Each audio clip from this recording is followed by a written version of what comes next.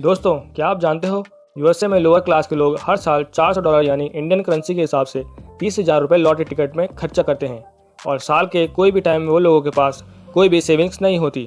In fact उनमें से आधे लोगों के पास इमरजेंसी के लिए $400 भी बचे नहीं रहते। अब आप मुझसे कहोगे कि वो लोग लॉटरी टिकट्स में खर्चा करने की जगह उन पैसों को सेव क्यों नहीं कर सकते, लेकिन उनके हिसाब से उनकी लाइफ, उनकी फाइनेंशियल कंडीशन सिर्फ और सिर्फ वो लॉटरी ही बदल सकती है, मतलब लक।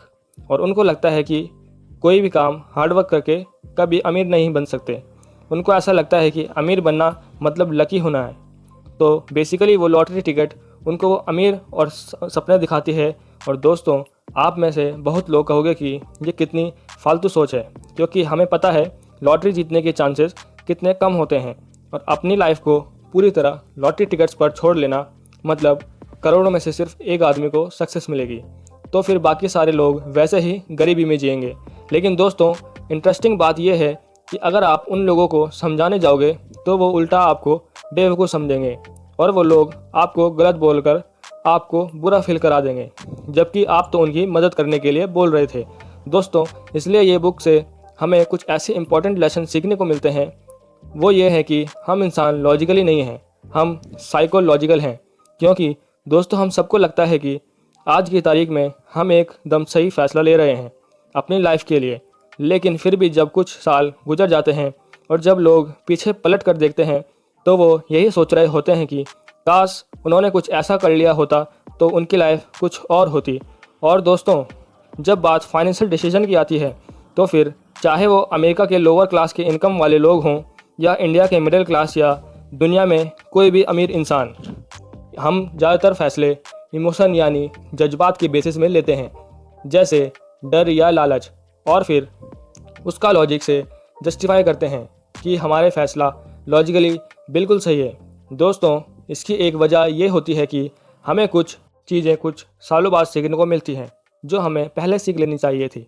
इसलिए दोस्तों, आज मैं कुछ ऐसे इंपॉर्टेंट लेसन इस बुक से शेयर करने वाला हूँ जो हमारे साइकोलॉजिकली और माइंडसेट से रिलेटेड है, जिसके वजह से हम जाने अनजाने में गलत फैसले लेते हैं, जिसको आज सुधार कर आप जल्दी फाइनेंशियली फ्री हो सकते हो। तो दोस्तों, आगे बढ़ने से पहले अगर आप इस चैनल में न्यू हो तो चैनल को सब्सक्राइब जरूर करना और बेल आइकन को प्रेस कर देना ताकि आप ऐसे इंपॉर्टेंट वीडियोस मिस ना कर दो। तो चलिए शुरू करते हैं।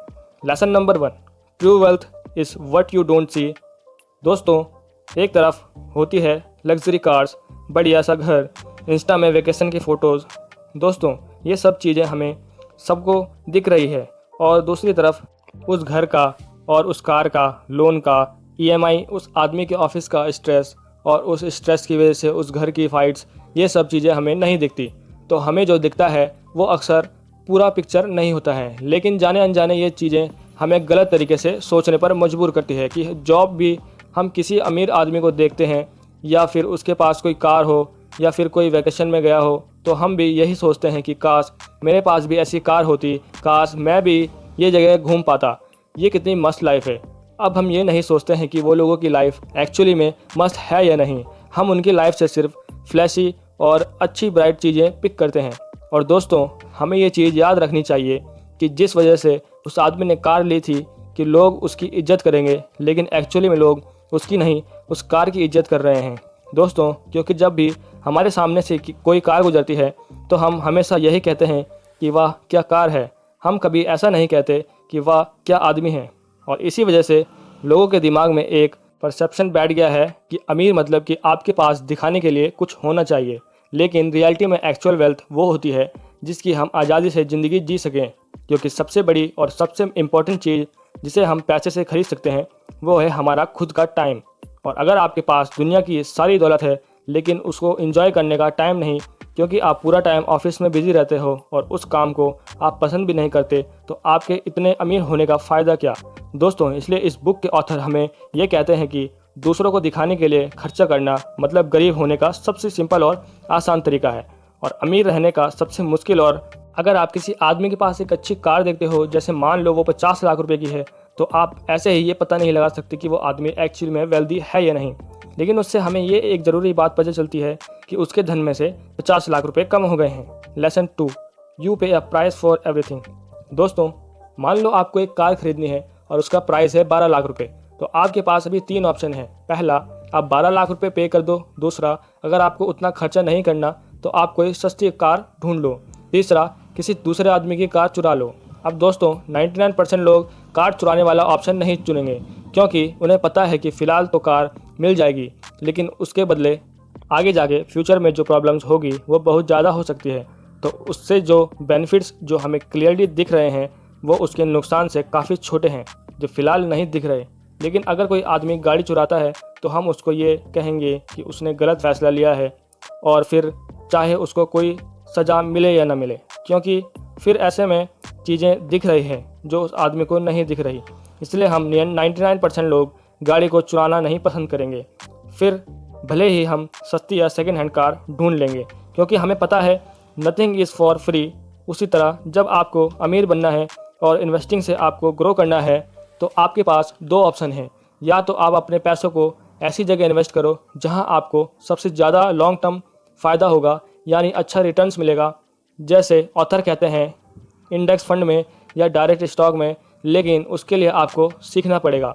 उसका प्राइस वही, और ये प्राइस आप डॉलर या रुपीज़ में पे नहीं करोगे, बल्कि डाउट अनसर्टिनिटी थोड़ा टाइम देके उसके बारे में सीख कर पे करोगे, लेकिन उसके बदले में आपको फ्यूचर ब्राइट होगा। और दूसरा ऑप्शन ये है कि आप अपने पैसों को कोई सेफ जगह में रख दो, जहां आपको ज़्यादा रिटर्न्स तो नहीं मिलेगा लेकिन आपके पैसे सेफ रहेंगे, जैसे बैंक, एफडी में, गोल्ड में।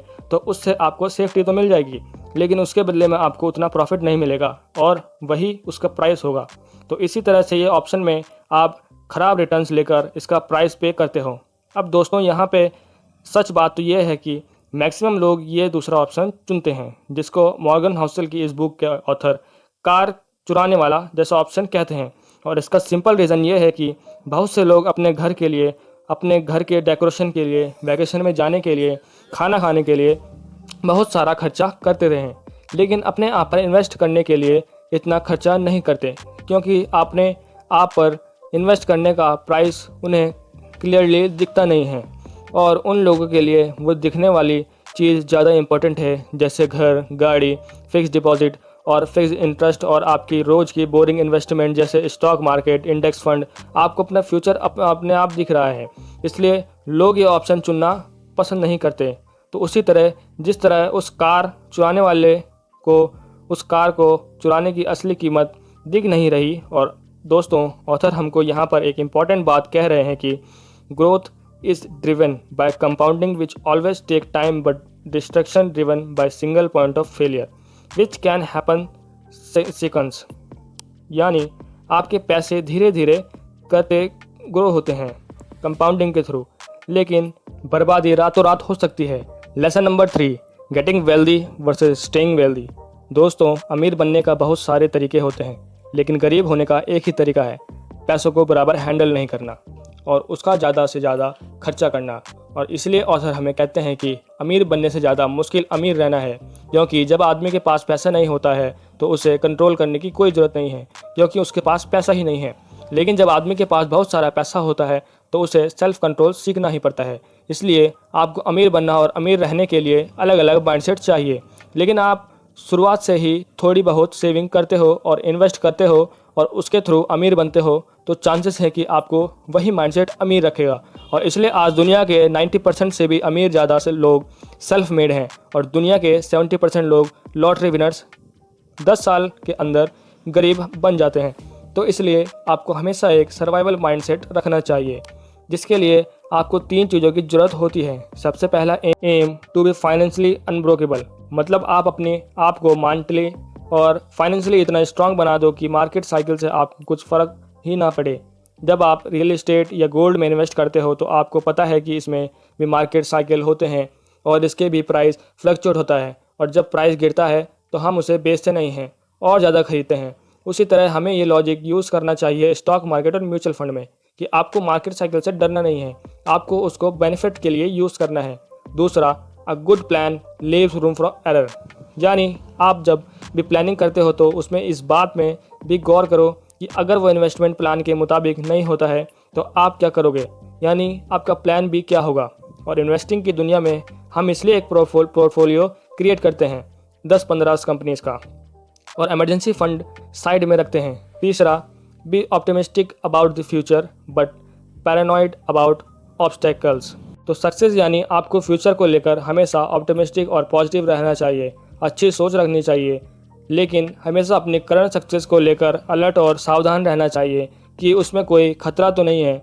जैसे ऑथर ने हमें यहाँ पर 2 इंटरेस्टिंग एग्जाम्पल दिए हैं। सबसे पहले डोनाल्ड रीड, आप ये नाम गूगल कर सकते हो। इस आदमी ने पूरी ज़िंदगी सिर्फ चौकीदारी की नौकरी की है, लेकिन उसके मरने से पहले उसके पास $8 मिलियन जमा थे, जो इंडियन करेंसी के हिसाब से लगभग 55 करोड़ रुपए होते हैं।